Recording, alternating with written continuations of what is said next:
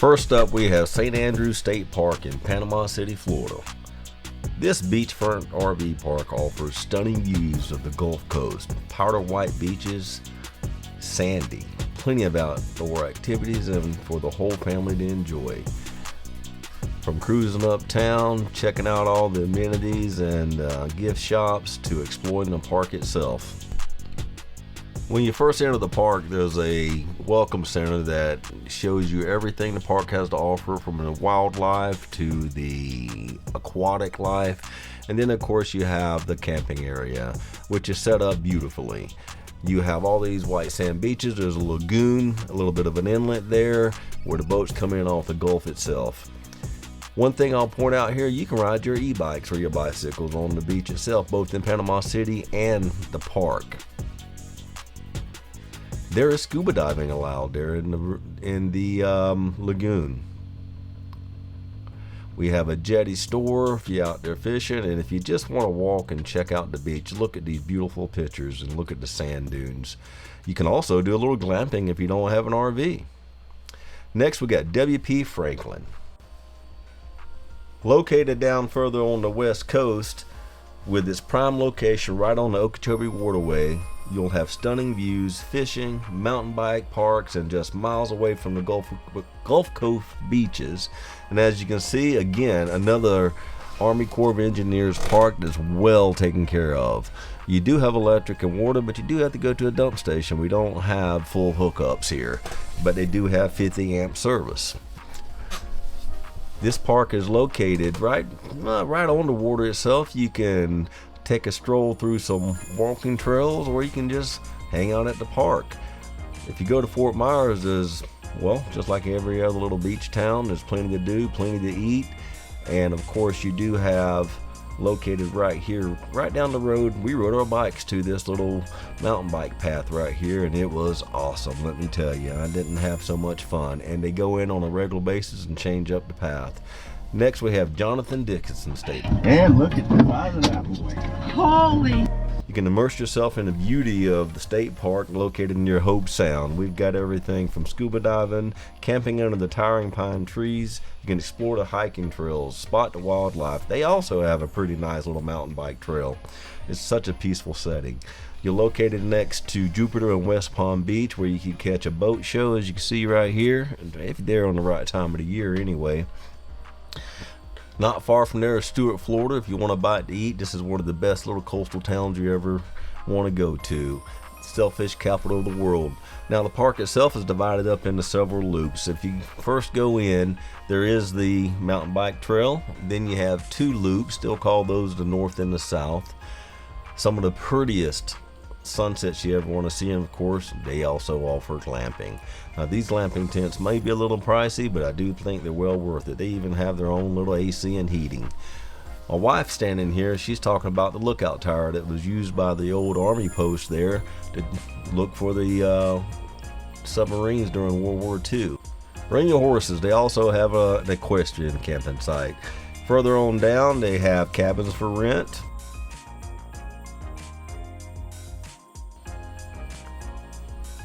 Dickinson also has another loop that is basically no hookups, no essentials, but it is paved and it's nice, and you do have restrooms that are very clean. Water hookup, obviously. There's an on-site boat ramp. A little bit further up, you can go to the local store, get a bite to eat, even have a beer, but you do have to stay in behind the fence here. You can rent canoes, kayaks, stand-up paddle boards. They even have boat tours that take you along the lagoon off the river into Jupiter, Florida. Now the visitor center, that's something that you should all go to, and especially take the children.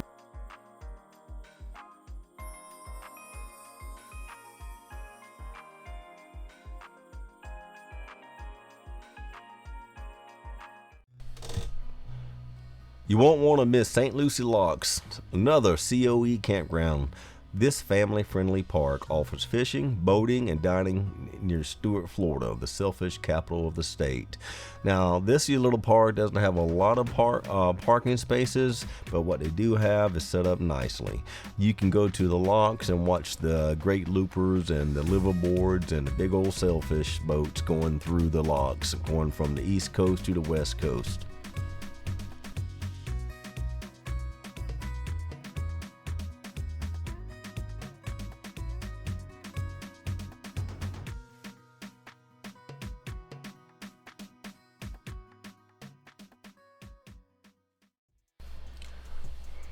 If there is no vacancy at St. Lucie Locks, right next door is Fipps County RV Park, with all these same amenities, not to mention glamping tents and a public boat launch. I've stayed there myself for up to 6 weeks, and they've recently redone this park, and let me tell you, it's done really nice.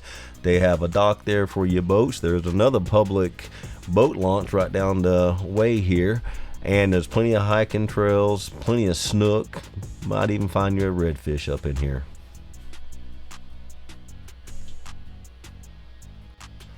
And you can see right here, if you're into kayaking, there is plenty of it, from the inlet all the way down to St. Lucie River, up the up the Okeechobee Waterway. And my wife here is giving you a look at these little glamping tents they have right here. Now, they're not as nice as Jonathan Dickinson State Park, but you know what, if you just want a place to go for the weekend or have a place to shelter in and you don't have an RV, well, these tents are pretty nice too. If you're looking for a beachfront getaway a little further up the East Coast, look no further than Gamble Rogers Recreational Area. Now, this park offers easy access to the beach, nature trails, and historic sites nearby. Laura and I spent 2 weeks there, and we enjoyed the local amenities, good food. The beaches were beautiful. Some of the places to go, like Betty Steelick Park here, you can go to the intercoastal, watch the boats go by. As you can see here, there's a walkway built across. I'm going to call this a marsh. I'm not quite sure what it is, but it leads out to that intercoastal waterway.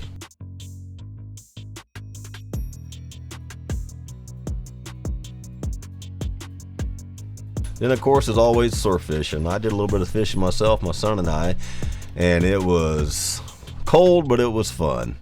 Now, the park itself consists of the riverside, and you also have the ocean side. Now, if you got propane tanks, go up to Flagler Beach or local Ace Hardware and they'll fill them up for you. Now, on the riverside, it's all paved. You do have water and you have electric. Now, personally, I like the beach side. Laura and I stayed over there, and of course the riverside is paved and it's a lot cleaner and nicer, but man, you just can't beat the beach. And they do have a dog area here that you can take your little fur babies down to the beach. You see here Elsa, that's my little grandbaby girl or grandpuppy. She just had a ball. Now, she couldn't understand why I wouldn't let her off the leash when all those other dogs were running around off their leash. But you know what, you got to be a good parent. Now, we had a lot of rain when we were there, but the soil was nice and stiff, so don't worry about it. Now, if you're looking for the old Florida charm and you love those big oaks with that Spanish moss hanging, you cannot beat Trimble Park. Located within driving distance of Disney World, Universal, and all the amenities in Orlando. It is a small park. They don't have a lot of sites that you can use, and if you over 35 foot, it is going to be a little hard to get your rig in there, and they do have a lot of low-lying branches, so just be careful. But it is an awesome place. They have a lot of hiking trails. You can go fishing, and we stay there every chance we get, every opportunity. It's just a beautiful place to stay. You're immersed in the middle of a town, Mount Dora, Florida, and you never know it, sandwiched in between two lakes. Now, I'm fixing to show you some aerial footage, and you're gonna see it is awesome.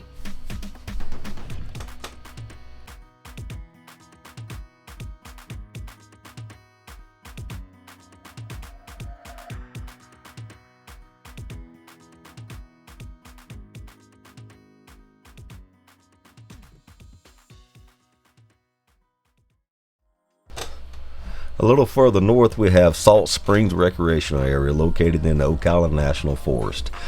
I'll tell you about this one is, if you need a place to stay, they have over 100 and some sites, diverse camping. It is a little pricey because even though it's COE, it is contracted out, so the price is a little bit higher, but it's well worth it. One, there's always going to be a place to camp out. Two, they have some of the best snorkeling you ever want to find out here. The water itself, crystal clear, but you're going to see everything from blue crabs to mullet.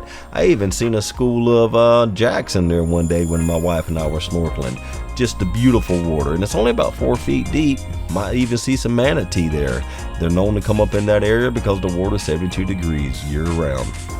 Another fun fact, if you want some fresh water, you want to see a gator, go to the backside of it and take a walk down the creek area. Alexander Springs. We just left Gamble Rogers, and you can see the difference. It is nice and sunny here. It's absolutely gorgeous, actually. We come here quite often. This is like our third time. Yep. This is probably the least amount of amenities of any of the parks we stay at, and it's still one of our favorites. Yeah, all you get here is water, and even that's shared. So there's common area spigots. Yeah. If you are a dry camper or you like just being in basically the wilderness, you can't beat this place. They have paved, I'd say about 80% of the roads and the camping back-end spots. And you'll see here in a little while, the spring head's beautiful. Yeah. I keep forgetting to say this, but if you go in and look at our playlist, you'll see all the Florida camping areas or camping spots, national parks, the state parks, and the COEs that we stay at here in Florida during the winter time. You want full hookups, you want even RV resort style. There is a state or a Army Corps of Engineers park for you. So if you want to be on the beach, there's one for you. There's actually several for you. Yeah, the state parks are, so far, the ones we've hit are really pretty. So this is Alexander Springs. It's in the Ocala National Forest. Yeah, and, rec.gov. Live life to the fullest. As if you're retired. She never says it. Yeah, She thinks it's corny. That's because, no. It was fine. But now we are kind of retired. We're not retired. We're too young to be retired. We just quit. I'll leave it there.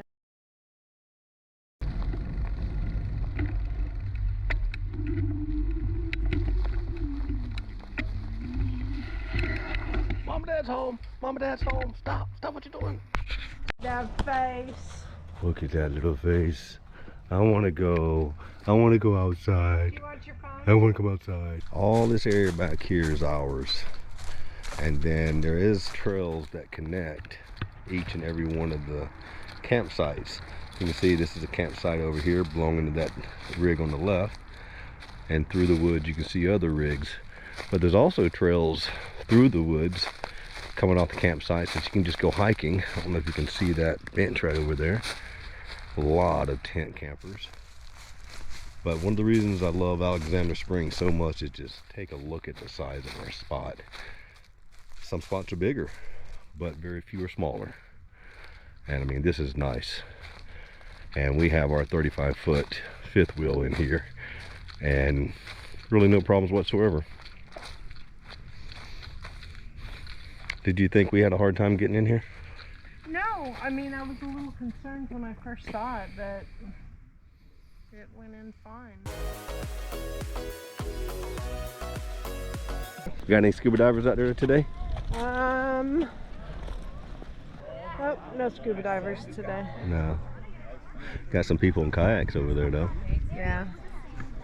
There were some people. And it actually goes quite a few miles. Laura and I have seen some beaver, quite a few different fish species, and it is crystal clear. And the water does get colder as you go further down.